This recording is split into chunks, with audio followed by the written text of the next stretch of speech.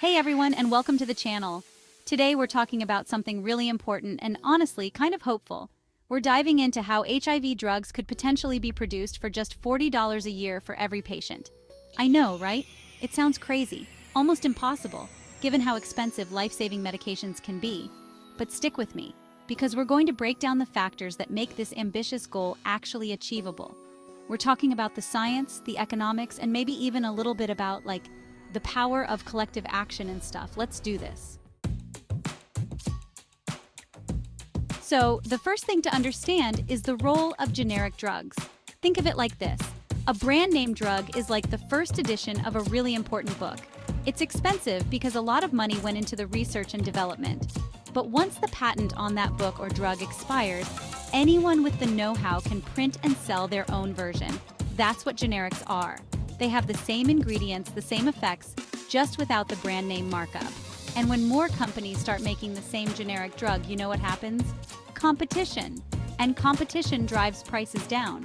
It's like the invisible hand of the free market actually doing something good for once. Next up, we've got economies of scale. This one's kind of intuitive. Imagine baking cookies, right? Making a single cookie would be super expensive if you factor in the cost of ingredients, oven time, all that. But if you bake a whole bunch of cookies at once, the cost per cookie goes way down. Same principle applies to making medicine. Producing HIV drugs in larger quantities makes each individual dose cheaper. And since millions of people need these drugs, we can achieve those big, cost-saving production runs. Economist, media, distribution of medication to patients, pharmacist, giving medication to patient. Exactly. The more we produce, the cheaper it gets for each person. It's a win-win situation for everyone involved. Okay, now let's talk about what actually goes into these drugs. The raw materials, the active pharmaceutical ingredients. The good news is that the cost of these ingredients has been steadily decreasing. This is partly thanks to advances in chemistry. Scientists are always finding more efficient ways to synthesize these complex molecules. And just like with the drugs themselves, buying these ingredients in bulk, securing long-term contracts with suppliers, all of that helps drive costs down even further. Now imagine a factory where everything runs like clockwork, right? No wasted time, no wasted materials, just pure efficiency. That's the goal of modern pharmaceutical manufacturing.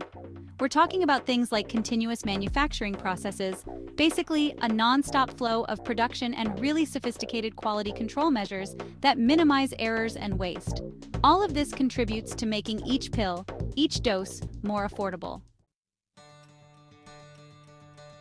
Finally, we can't talk about making HIV treatment affordable without talking about the bigger picture policy and access. This is where organizations like the World Health Organization, the Global Fund, and countless NGOs come in. They're working tirelessly to negotiate lower drug prices, to promote generic competition, and to make sure that these life-saving medications reach the people who need them most, no matter where they live. We're talking about things like pooled procurement, which is basically a bunch of countries teaming up to buy drugs together and get a better price, kind of like a Costco run for medicine. And then there's tiered pricing, where drug companies offer lower prices to countries with lower incomes. It's complicated, but the point is, there are people fighting to make sure everyone has a chance at a healthy life.